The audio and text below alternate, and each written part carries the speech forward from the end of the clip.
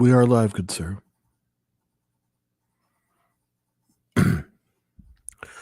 Mommy, mommy, mommy, mommy, mommy, mommy. Red letter, red letter, red letter. We're live. Facebook? Oh, Mom. Hi, Mom. Can you see me, Mom? Ladies and gentlemen. Sorry. Ladies and gentlemen, welcome back to another podcast. This is no sugar, no cream. I can't make my usual joke because Tim is already sitting down. He is here with us. He's not sick but yes, we're excited to be here today. My name is Felix George. Not to be confused with Curious George. Did you just make that up? Exciting podcast for you. Yes. You just made that up. Yes, my quick thinking isn't the best. That's not the best, I gotta say. When I just try to open my mouth and let funny things come out, it works most of the time. Funniest man in Nashville. Right here. Funniest man in Nashville. I'm retiring today. That's still the second floor? It's still the second floor, yes, sir. Guys, it is no sugar, no messing around. No more messing around. Ladies and gentlemen, we have something exciting to share on this podcast 100%. today. Something very exciting. To my left, I have the one and only Tim Wolf, music producer, writer, singer, songwriter. Ladies and gentlemen, we have a huge announcement. Not a little announcement, a huge announcement. Tim, would you like to share? Yes. I got this. Go ahead. So, I'm a big goal person, and I made goals, written down goals for my music. This is the long version. Decades ago. Yeah, really. I mean, I believe you write them down and you make them happen. And one of my goals was to chart on the Billboard charts. I mean, I have more goals that I haven't met yet, but chart on the Billboard charts. And for a farm boy from South Dakota, that seemed like an impossibility. In fact, a lot of people that I mentioned it to would look at me like, you probably didn't verbalize it, but their look on their face said everything. Guess what? That dream came true today. What? Yeah. What? Yeah. My album, Born in South Dakota, charted on the Billboard charts. Charted. Yeah, released today. They announced today. Actually, I got an email yesterday telling me that I was being charted. They wanted photos and artwork and things like that. So this album, Born in South Dakota, charted number 11 on the Billboard Blues chart. When you told me, I think I was more excited. You seemed kind of stunned. Not stunned. It's just been a grind. I mean, it's been a grind. I mean, I've run a pre-sale for months and worried if it's going to do anything. So much effort. I mean, so much effort and so many orders that I had to fill, and I had to fill them all in a period of 2 days. I mean, I couldn't even take them all in one trip to the post office because they were all pre-sales that accumulated, and I had them filled up in plastic bins, and I had to label them and get them all to the post office, and I had to take multiple trips to the post office. I mean, I first want to say thank you to all my fans who bought this album and the vinyl at the pre-sale. You made it happen. Yeah. You made it happen. Thank you from the bottom of my heart. You made my dream come true, and I appreciate you. The mailmen don't like us anymore. They give us kind of a dirty look every time they go by now. Don't you make us pick up any more mail. No, it's very exciting. Congratulations, Tim. Well deserved. Thank you, Seth. Awesome. Hard work. But I'm just getting started, and I've got another album coming out, believe it or not, in a little over a month. I can't believe it myself. So this one is called Down and Under. Is there a chance of that charting too? Probably not enough time to chart, but the focus of this one is for Grammy consideration. Again, don't tell me it's impossible, and don't tell me the odds are long. I know the odds are long, but I made this happen, and I'm going to do my best to either make this coming album or future ones on the Grammy chart. And I'm going for charting.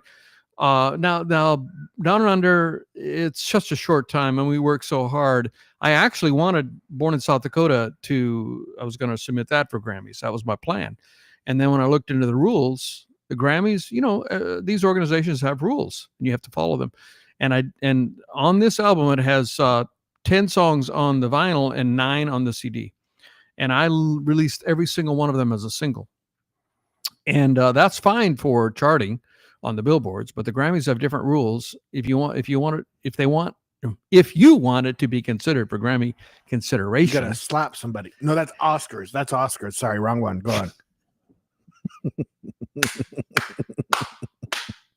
You win right afterwards.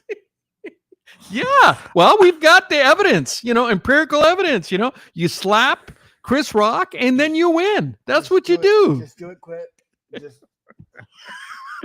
I volunteer as tribute. All joking aside, very awesome. So you can't have an album that has had more, less. How can I say less? More. 75% of the songs have to be unreleased. Has to be new material to be considered. And so the 10-song album, the 10 vinyl album, 10 songs, all of them had been released. So suddenly, my plans were I can't submit that for Grammys. That's not going to happen. So I'm like, what do I do now? So I talked to my advisor, Grammy advisor, and what do I do? And I said, well, I don't want to miss this Grammy season. So I wrote 11 songs when I was down on a cruise ship. You didn't go on that cruise. Why did you not go on that cruise ship in 2022? You didn't go on it. Were you not invited? I was a little busy. And it was on a cruise ship with family. Logistical his parents in December and into January of 2022-23. Christmas holiday vacation, New Year's. 2 weeks on a cruise ship between New Zealand and Australia. New Zealand fell. I didn't only went into and out of Sydney, so we didn't really get a chance to explore Australia. And you went back with your parents to Australia and spent like almost a month around Australia, didn't you? In fact, for the Melbourne Cup, you were like 2 nights overnight. That was docked there in Melbourne. So you really experienced Australia. And I, unfortunately, only had one evening. And then when we got off the boat to come back, I just got on the plane and came back. So I really didn't see Australia. I want to go back. This is the horses run around the track, if you're wondering. So I wrote 11 songs on that cruise ship, which still kind of boggles my mind. There's one more lap. Okay, we're done.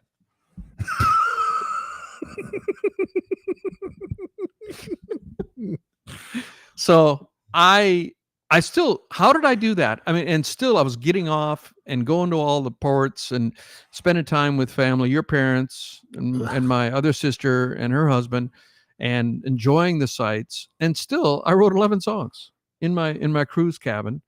And all 11 of those songs are kind of unique because I was halfway around the world. And I don't know if you're a songwriter, people go to different locations. It affects how you write a bit. And they're all kind of unique songs. I would say the theme of them is a little bit of a little frustration with relationships and with where my career was going, my music, but also defiant. There's songs on there. When you listen to those songs, there was a bit of defiant. I am going to make this happen. And so it's Down and Under is the name of the album.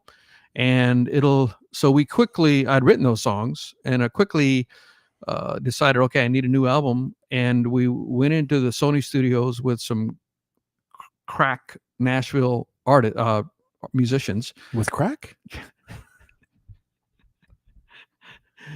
No crack was involved. No crack cocaine was involved. Crack. As in talented. Like, as in talented, yes. God, yes. I apologize. Yes. I'm sorry. Yeah. Anyhow, I mean, amazing musicians. It's like, I mean, if you allow yourself to think about it, like Gideon guitar player, Gideon Klein, shout out to him. You're like, man, I'm going to give up guitar. This guy's so good. I can't even approach that. He's like an alien. And all of them. And so Shout out to Gideon. Went and saw his band play. We went and saw his band. I forgot the name. You remember the name of his band? He's in a band. We went and saw his band 3 days after that recording event. Sorry. Anyway, moving forward. I just get really nervous around chart topping music artists. Oh my gosh! So we in I want to say May, we went in and recorded 10 of the songs. One of them had already been recorded and released, and then I spent my time. Afterwards, I'll do the Drake. Drake. Call me on the cell phone. May, and then I added all my parts. There's a lot of guitar leads all over this record. I mean, probably more than any record I've ever done looking back, because I just got the masters back like this week, and it'll be done. It's done. I mean, we did the last tweaks. The last song had one song, a slight tweak, and it'll be ready to release and be released August 10th is the candidate date. And that'll be the next album. And I'm going to have a pre-sale for that one. If anybody's interested in that, that'll be up hopefully this week. And if you want your name in the liner notes, that'll be available. Up the first 100 names, I'm thinking, can have your name in the liner notes. Some people did have their name in the liner notes in this one. There's cool. name. Yeah. Where's the liner notes? Well, it's in the CD. It's not in the vinyl. CD. It's in the CD. You can find it. See if you can find it. While you're at it, you might as well just here's all the names. See that? Oh, that's awesome. I think there's 52 names that paid for it in advance. I mean, we had a time limit. I said you have to do it by, I think it was February 15th. And we had room for 100, but only 52 people did it. Plus or minus. I know it was 50 something. I think it was 52. And so that'll be available again. And so they have their names on a Billboard charting album that they got their name in the liner notes. So that'll be available again. No promises that this will be charting. This new one, Down and Under, will be charting, but I'm excited about it. Your move, Chit. So that's what's going on in Tim Wolf world. And it's surreal, man. It's surreal, reaching a dream like that after going so hard after it. And we had a great concert up in Madison, Indiana. Got another gig coming up.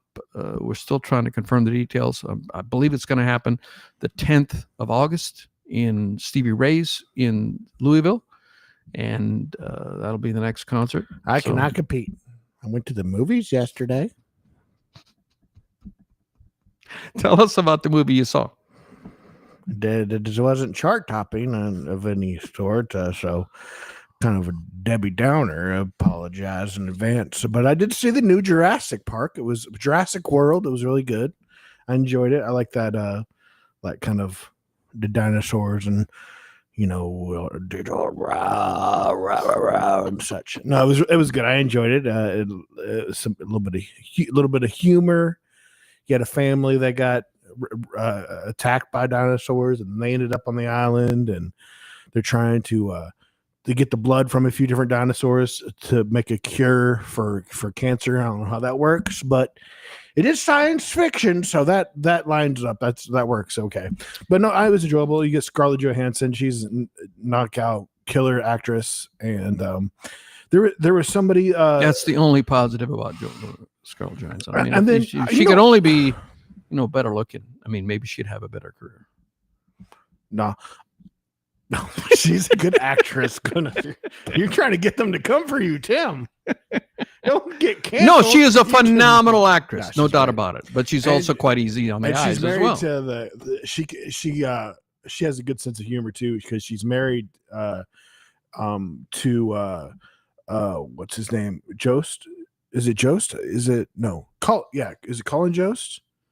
He's the guy that does the Saturday Night Live Weekend Update. Oh yes. That guy, yes, he's hilarious. Yeah, and he's in our league. You put them two together, and you don't like Nobody Married Down. I mean, he's a That's He's my a favorite. really good That's looking the guy. only part I really I like mean, of SNL she found a is, guy at her level, yeah. you know, and they match So each they other. write each other's jokes, and they went in, and she was out there not knowing to expect, and the other guy was writing jokes. They were writing jokes for each other. I know it. Oh, it's just the craziest thing, and she was getting some crazy. She jokes got mad a little bit, didn't she? She kind of, or embarrassed. No, surprise. A little embarrassed, I think. Yeah, but she was totally game for it. She did. I mean, she knew it was coming, but not how bad. But yeah. But it was a good time. Enjoyable movie. There's a couple good ones out. F1. You got Brad Pitt. I guess man. Another heartthrob. I mean, for women, I think it was heartthrob for women. 150 or 180 that Jurassic World made. It did amazing. Or man, it might be over 200. It did. This latest one. Yeah, the latest one blows my mind. People are going to see that. Amazing. Yeah, and it's good for kids. There was like 5 kids out in front of me. They had to take like 3 pee breaks, but it was good, man. You know, one of my most favorite thing is like just the cinematography of like, you know, they get these crazy shots and then they have to, you know, CGI the dinosaurs in. But I mean, a lot of these landscapes are real landscapes and they're just amazing. You know, they get a lot of these shots out in, I think, New Zealand and different places, different islands or whatever, and places. Yeah, New Zealand's amazing. A lot of Lord of the Rings. We speaking of cruises, one of our stops from going out of Australia, we went to New Orleans and we went to a number of different we got in a big bus and drove for a couple of hours from the ship and saw a bunch of locations for Lord of the Rings, and it was just beautiful. Did you see the Hobbiton? I thought you didn't get to see Hobbiton. Didn't see that, but we was another location we went to. There was a lot of more landscape kind of spots that were just amazing, and that was some of my favorite. You have the big dinosaurs with the long necks that are they're plant eaters. That's what they assume that they eat. I mean, I guess they kind of figure that stuff out. There's still so much we don't know. They kind of go back and forth if possibly a lot of these dinosaurs had feathers, because we don't know a lot of that stuff. And then there's the theories of dragons and stuff like that, and which a lot of those birds would be, you won't find bones of a lot of those things because they're so small and they'll decay over time. But it's interesting. In some different people that traveled across the world, they there was I really got into creationism, and there's mentions of dinosaurs in the Bibles and stuff, which is really interesting, or references to animals that sound like dinosaurs. And then, but there was an explorer, or there was documentation of a person that was paid on staff in China for being the dragon feeder, or fed an animal. They still had an animal.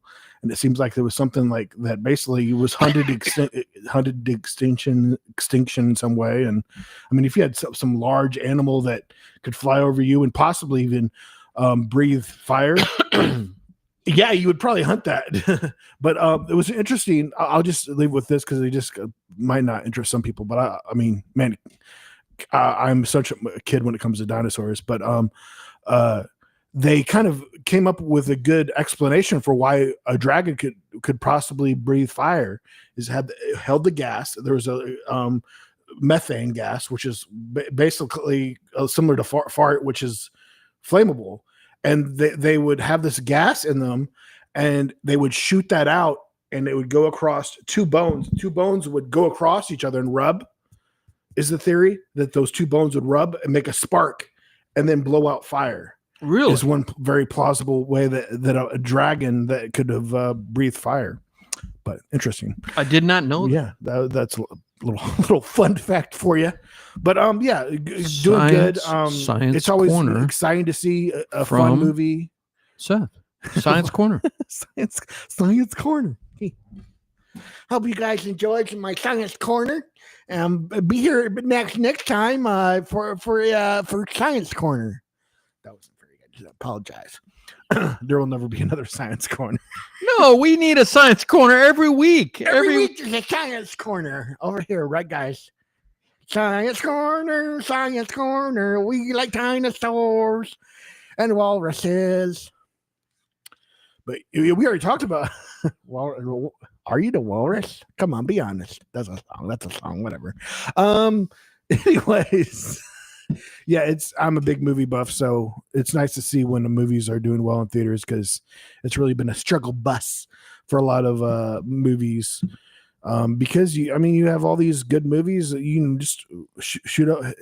Netflix, Hulu, Disney Plus will release movies. And then Matt Damon explained it the best, broke it down how, like, back in the day, if it didn't make the money back during the movies, it went to DVD, and they could make as much as they made in theaters, if not even more at times. Because you had Blockbuster, and you had people like have gigantic collections of DVDs, and you could make some crazy good money. And then after that, you got releases on TVs and stuff like that. But now it's a little different. But I don't know. Things change. But I hopefully in some way, movies that going to getting your popcorn and Coke and going to the movies, seeing the big screen, hearing people laugh around you a little bit, there's nothing like that experience, and you can't duplicate that at home. No, you can't. Yeah, but it's going. I'm afraid it's. It'll probably never die out. There's always. Yeah. Even probably there's still somebody making buggy whips. They said the standard joke for decades, for a century, has been, for an obsolete item is about, when cars came along. You had buggy whips, but there's still. There's got to be buggy whips, because Yokic has horses that races with buggies. I played. Tim was coming down to grab some coffee yesterday, and he told me about how Yokic. He's from what country is he from? He's from Serbia, and he always told me about how big of a horse fan he is, and the horse, and directly that kind of racing. He's the center, probably one of the best, 3-time MVP of the NBA, plays for the Denver Nuggets. One of the best players in the NBA, but if you don't know, he of course speaks with a very thick accent. He's a center, so he's like 7 feet tall, built like a barn. Broad shoulders, not slender, and he acts like he doesn't really love his job, and he says it. There's a quote where he said anybody, I don't think anybody loves their job, and I know some people say they love their job, but they're lying. He literally said, he's so funny, whether it's intentional or not. And when the Nuggets won the championship, 2022 or 23, I don't remember exactly which year, and they were going to have a celebration, and he's doing his interview after they won, and they said, yeah, we're going to have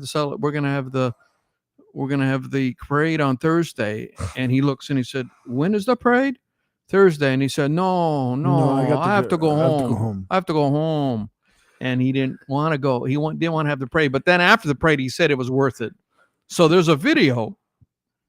It's for all of the hubbub about it. It was a rather simplistic race. There was hardly anybody there, and it looked like almost open ground. And it's a horse with a buggy. Like there is a type of that racing, I think, even in the U.S. Very what do they call old school. Very old school. Yeah, goes way back. One person in a cart and racing, and his horse won. And he's the sort of guy, he never smiles. You never see him look like he's enjoying his job. He was so excited when his horse won. And he was jumping up and down, high-fiving all his buddies. And so Yokic loves his horses. Yeah. And anyway, so buggy whips, there's got to be a buggy whip for the driver of that. So, what I'm trying to say is, just because something becomes obsolete, that doesn't mean it disappears completely. So I would predict that movie theaters are not going to disappear completely. They'll just become a very niche thing, if possibly at worst. You know what? Something I'm very surprised is that more like Universal Studios, Disney, a lot of these don't just own a lot of theaters. There's a lot of the theaters are still owned by different companies or even individuals. you're producing these movies. Why not own the theaters himself and be able to control the film all the way through?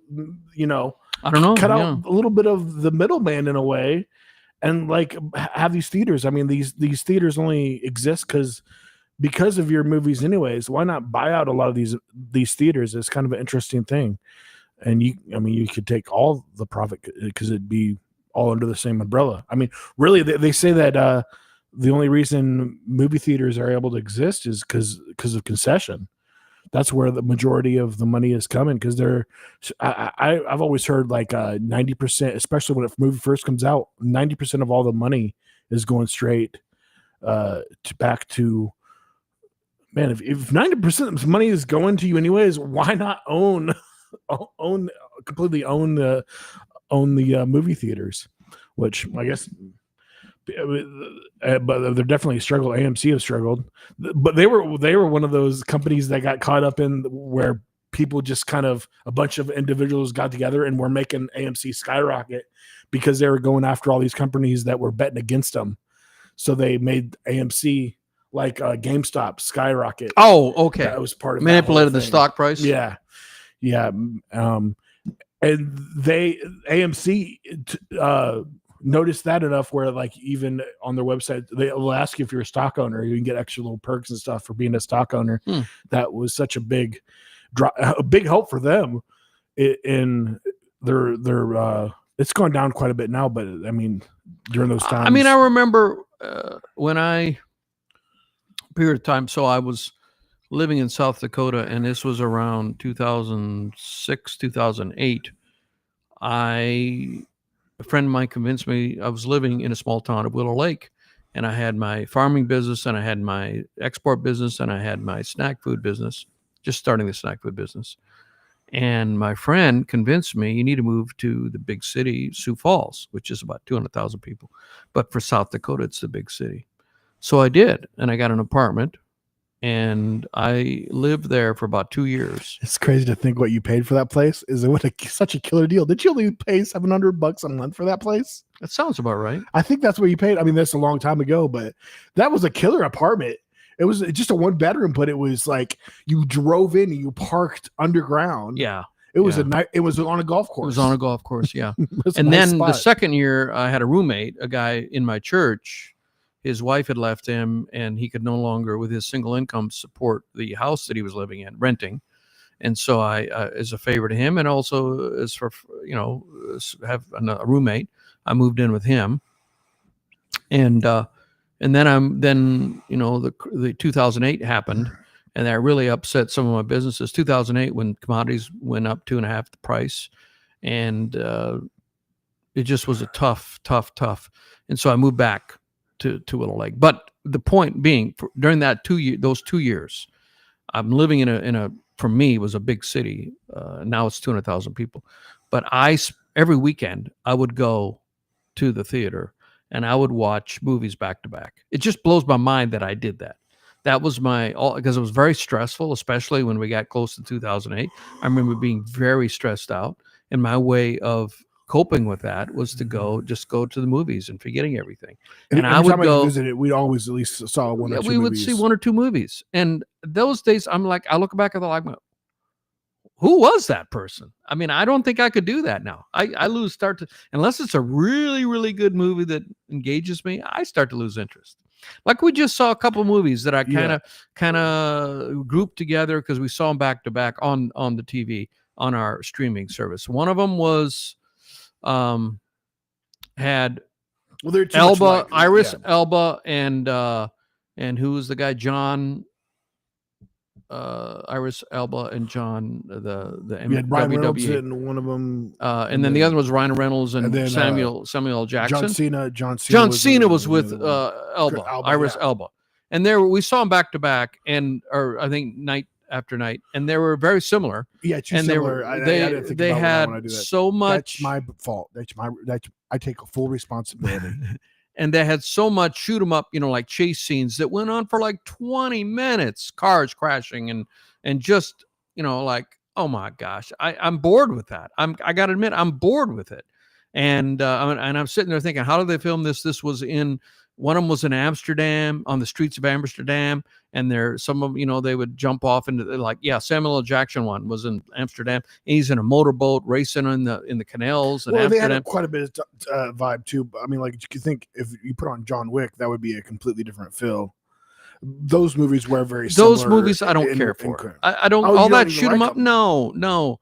Give me more. The Reverse is the kind of movie I love. You like the movie we watched last night? I think it's called Riff Raff. Great writing. You like a lot of the gangster kind of stuff. And I like gangster stuff. A good thick plot. Thick plot and great writing. It was Riff Raff. It had Ed Harris, had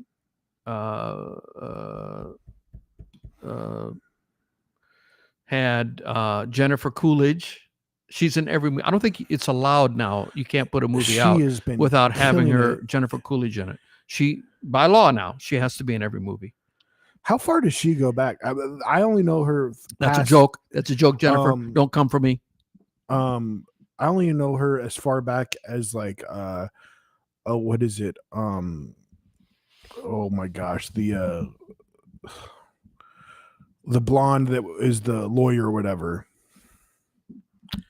Oh, with Reese Witherspoon. Well, she lives here in Nashville. She lives in Nashville. Yeah. Well, let's have coffee with her.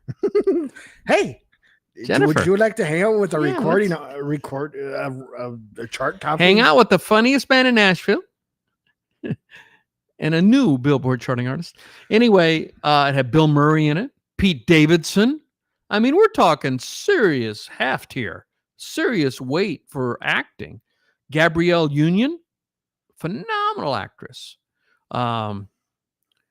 And then a young guy played a teenager, and I Googled him, and he's not that young. They made him look young. He's in his 20s. I forgot his name. She was the mom in American Pie. I forgot that was a big. Oh, Jennifer Coolidge was? Okay. Yeah. So a lot of big names and phenomenal plot. You don't know who the good guy and the bad guy is until the end. You don't really know. And you knew once they went into the grocery store, you kind of figured it out. Well, you knew a couple more bad. Bad. I was like, you know he's a bad guy, but you instantly fall in love with him. You fall in love with him because he's all apologetic about killing the guy. Oh, it's amazing. Yeah, Bill Murray is so amazing, and it's called Riff Raff. Came out last year, and it only had, I looked it up, only had 1.3 million box office, so it must have had a limited release. That was an amazing movie. Amazing. And on the edge of your seat, tension's building. You don't know who the bad person is. You don't know what's going to happen. And then it all, build tension and then release. That's a great production. And that's the kind of movie I love. Did you ever see Zombieland? So yeah, you're not a zombie fan, but Bill Murray has a cameo in that. So Zombieland is like a really good kind of a Woody Harrelson's in it. It's like a step above regular zombie because the plot is amazing and there's amazing actors in it. I guess you would probably like it just because it is really good writing.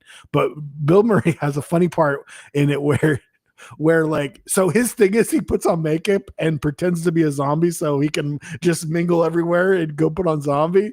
So he makes friends with the main characters and they're like, hey, you should surprise my friend and pretend like a zombie. What happens? They shoot him. He shoots him. Oh yeah, he thinks he's pretending to be a zombie, so of course he's gonna get shot, and that's his cameo. He goes to play a prank on somebody and gets shot and dies.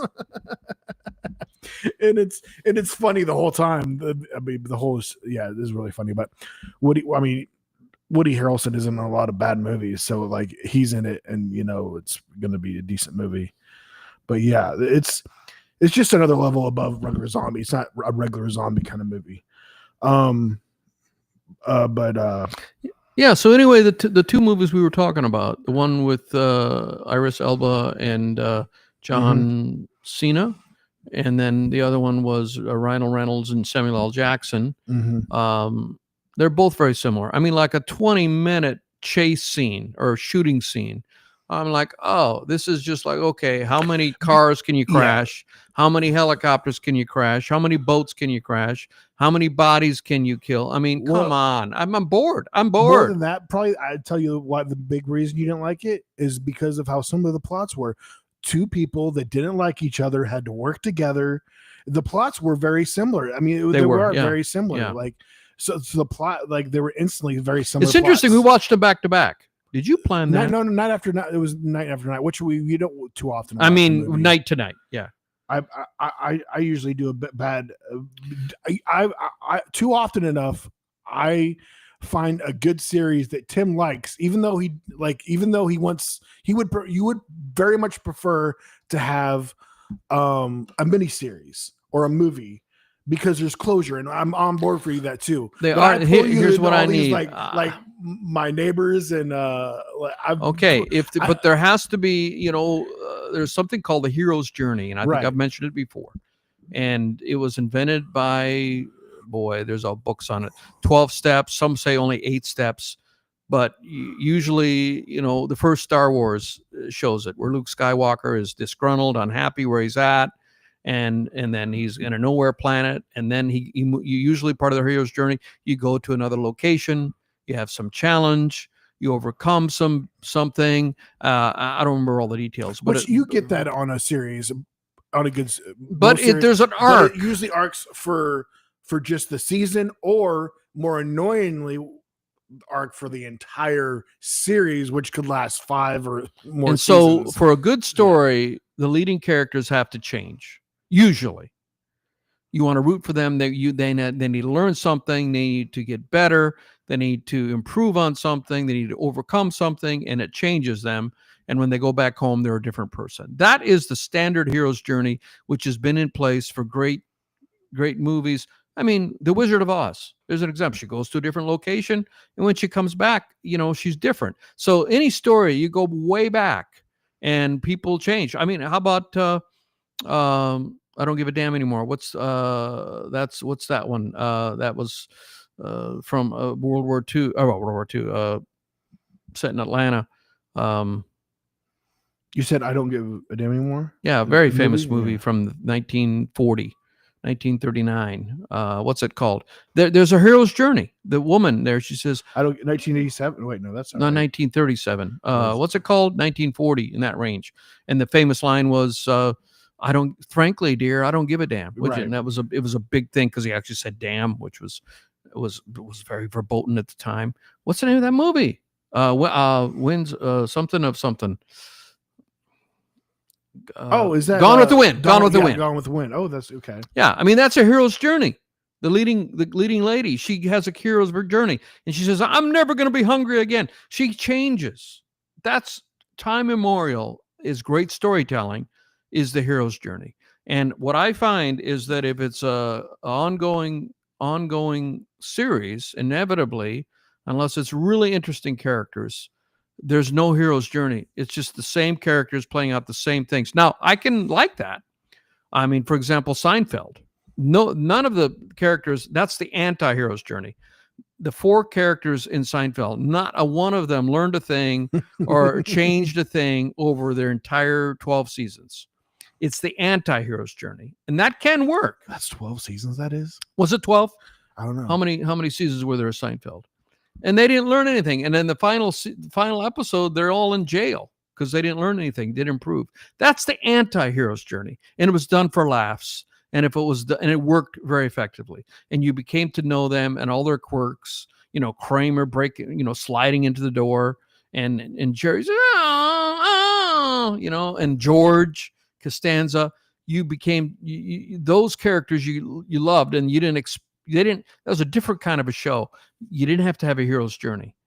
Friends, same thing. I don't think anyone really learned anything there, did they? I mean, there wasn't much movement, although they did get married and they changed a bit. But think of what other great shows. I mean, those shows work, but too many shows, it's just the same thing over and over. Like Tulsa with Sylvester Stallone. I started watching that, and I do love gangster stuff, but I found nothing's changing here. Nothing's happening, and the writing wasn't good enough to pull me in. And after about halfway through the second season, I stopped watching it. Yeah, I'm still into. I really enjoy that. They got another season coming up. I really enjoy that. Maybe even halfway through the first season. I don't think it was like nothing was changing. There was no movement. Versus, let's say, Sopranos. Nobody was redeemed there. They're all gangsters, and you know what? They were going to die at the I could end. never get into that for some reason. I've tried it a couple times watching the first few episodes.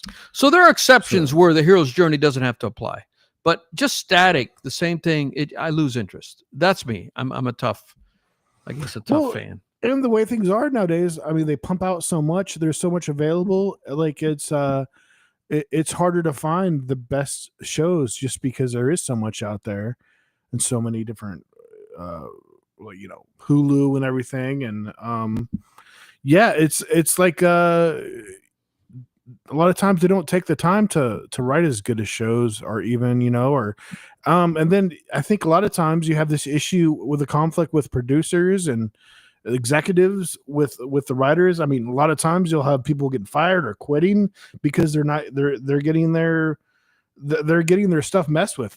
That's a big part of the reason Netflix was able to thrive like it did, because it didn't. They were very well known for not messing with a lot of the stuff that they were doing originals. Just basically, all right, here's the money, make it. And for the most part, that they were just letting it stay as is. And a lot of times you get things getting messed up. But I would say part of it, there's so much out there. And man, the biggest issue in movie theaters the last few years have been the quality of stuff. Being poor. Yeah, for Being sure. Poor. Yeah. Very, very much so. And I mean, there's such big budget, and you would think it shouldn't be big budget because now you have AI. And so you don't need to film a lot of it. You can do a green screen or do AI. I mean, big budget. I mean, imagine doing Ben-Hur. It was an old movie. Best Picture, Ben-Hur was Roman gladiators, and somebody actually died in the filming of it. They had chariots, and they had to, racing the chariots. And do you know Ben-Hur? It's an old movie. It won Best Picture back in 1932 or something. A very, very, very old movie. But there was no AI. They had to do all of those scenes with all those extras. And so that's more expensive. Today, you can do so much with AI. Why isn't it cheaper? And why can't you pump out more? But it should be cheaper to make those films. I'm really curious how much is really just still CGI, and then how much is AI incorporated? Because I think they made a number of laws with dealing with AI. So because CGI is very much a part of it. So I wonder how when the AI comes to be a part of the movie, because I would kind of like to know if a movie, because I definitely would like to continue, for the most part, support just movies that don't have any AI. But there's always I'm conflating CGI AI, and the difference is I where the dividing line is. We really even know to an extent. I mean, because the question is still on if things are fully AI anytime. Because if you say something's AI, basically it's a human, but it's a computer. We haven't reached that level yet. And I'm running ads, so I run ads. That's how I got all the sales that got me charted on the Billboard charts. I ran ads, and I filmed me talking. Like there's one I did that was me talking at this table. The camera was right there, and I talked about buying my album, and I get comments now once a week. If you want to comment a week or two, this is AI slop.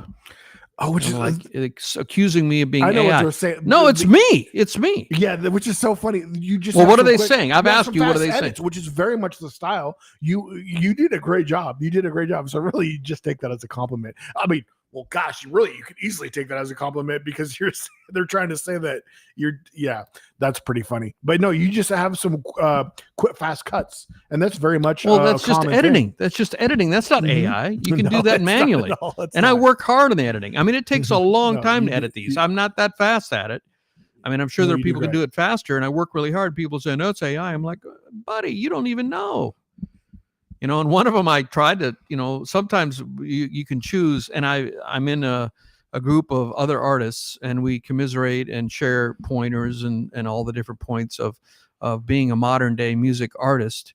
And shout out to Entrepreneur, phenomenal company. If you're a music artist and you want any guidance on how to grow your career, check out Indepreneur.com or I think it's Indepreneur.io. Into what? Indepreneur. They made up their own term. Indepreneur. So independent That's entrepreneur. Indepreneur. I think it's INDEPRENIUR.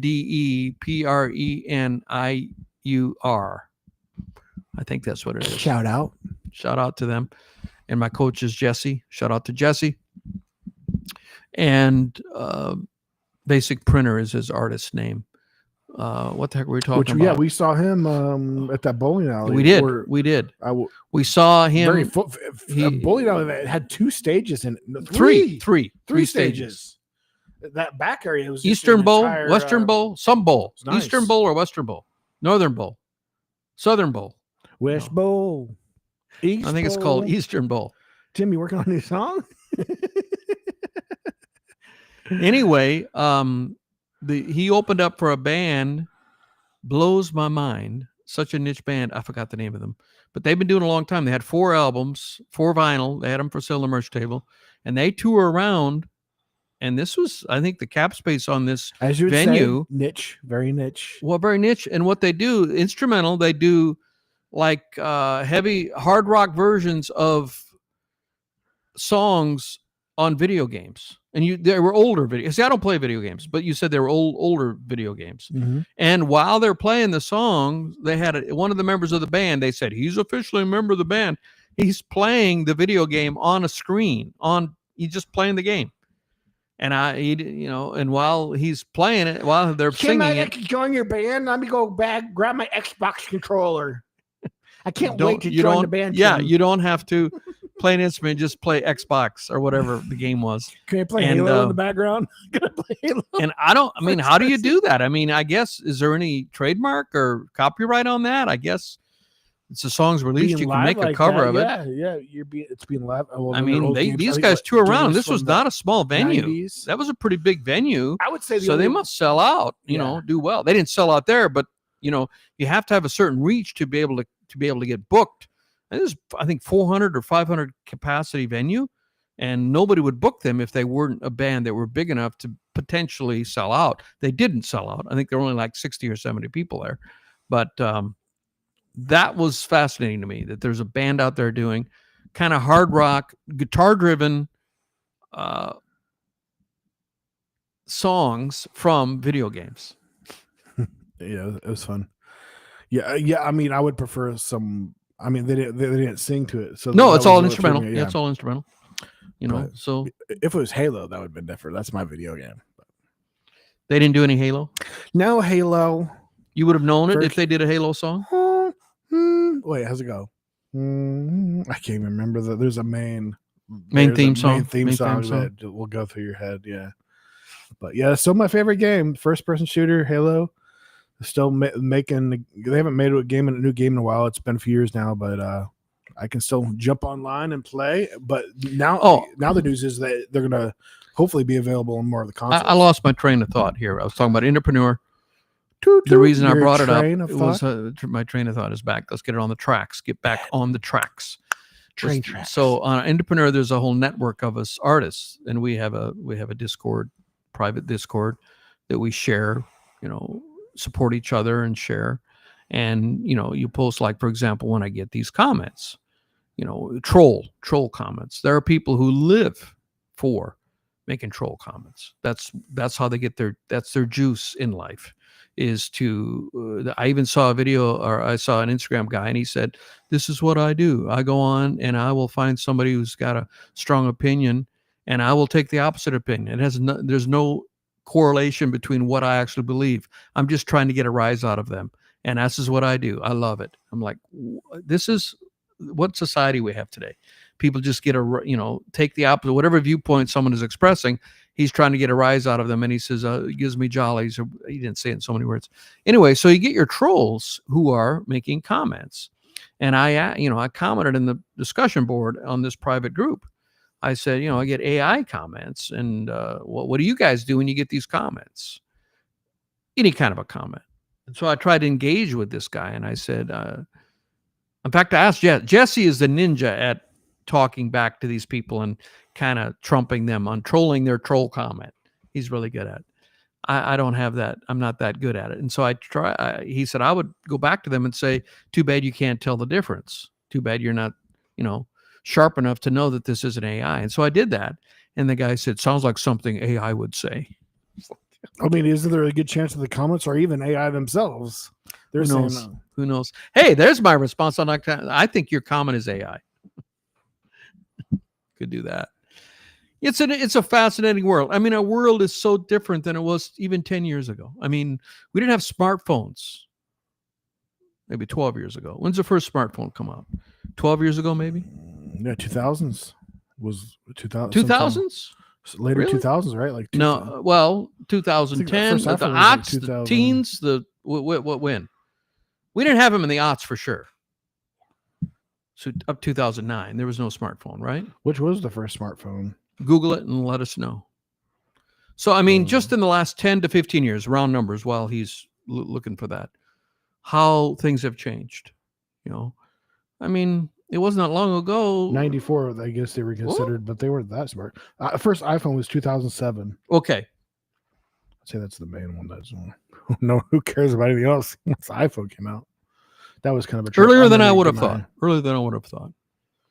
But still, I mean, think about, the aughts, 2005, 2000.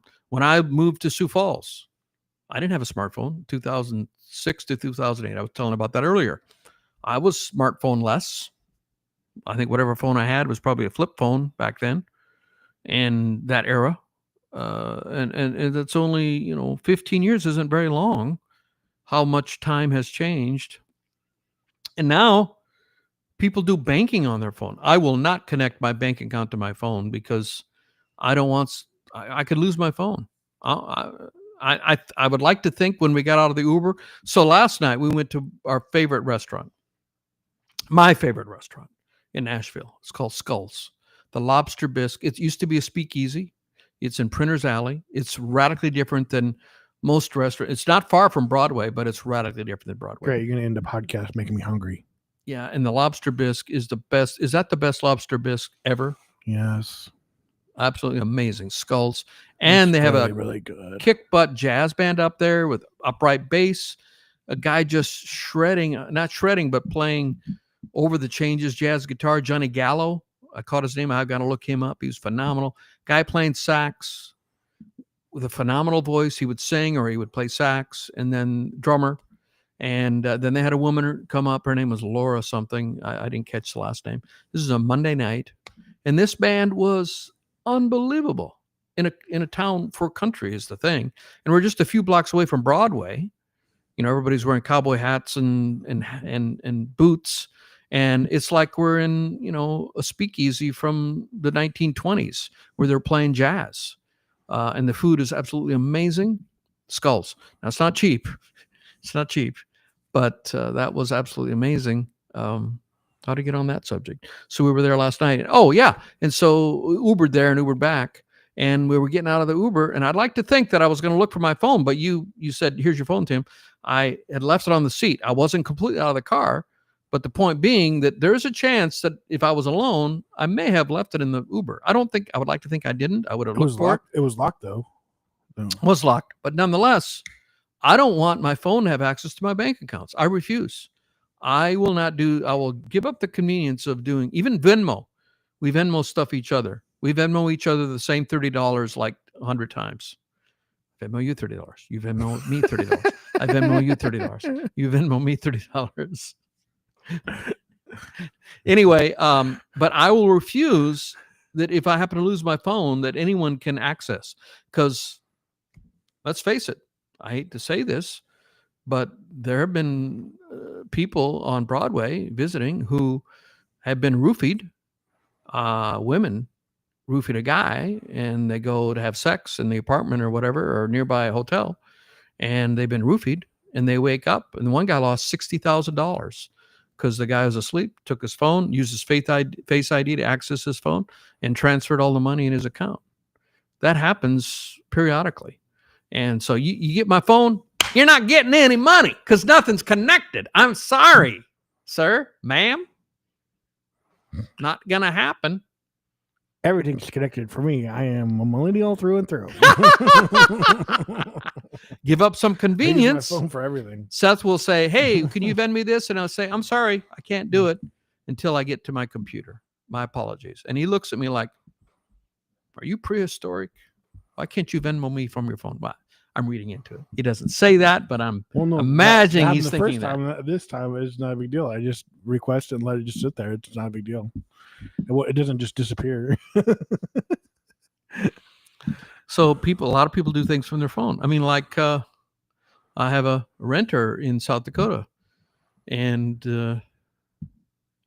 if I'm doing business, something about it, I got to have a computer, at least a laptop. I can't do business on a phone.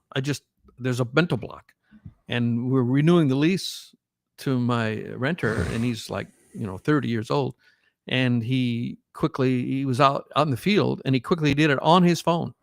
And I'm like, boom, here's it back. I signed it. Here's it back. You didn't have to go to your computer. I'm like, this is a mind meld for me. It's a mental block for me. If I'm going to do business, it has to be in a computer. And the bigger the business, the bigger the computer it has to be. It has to be not my laptop. It has to be my desktop, which is bigger. But I'm not. Well, I guess we're not recruiting anybody to come to downtown Nashville anymore. It's safe. We promise it's safe. Come to Nashville. It is. We love you guys. It's just one isolated thing. There's so many people that come there and have no problems. So it's just only Tim. This is their honey down Tim. So should I? Yeah. Awkward silence. No, I feel bad. I feel bad. Yeah. We're still better than California. That's not saying much though. Guys, thanks for watching the podcast. For watching the podcast. Appreciate you guys as always on Facebook, Instagram, and all that. If you're watching on Facebook, which the majority of you are, please share the podcast. And share with your friends. Just push the little share button there, and more people will see our podcast and hopefully like us. Feel free to give us a rating. And thanks for watching and listening. Hopefully you got a kick out of it. And hopefully you had a good time. See you next time. Thanks for watching. No sugar, no cream. I didn't have coffee today. I had a Monster drink, but I hope that's okay. Am I still live on anything? Yes.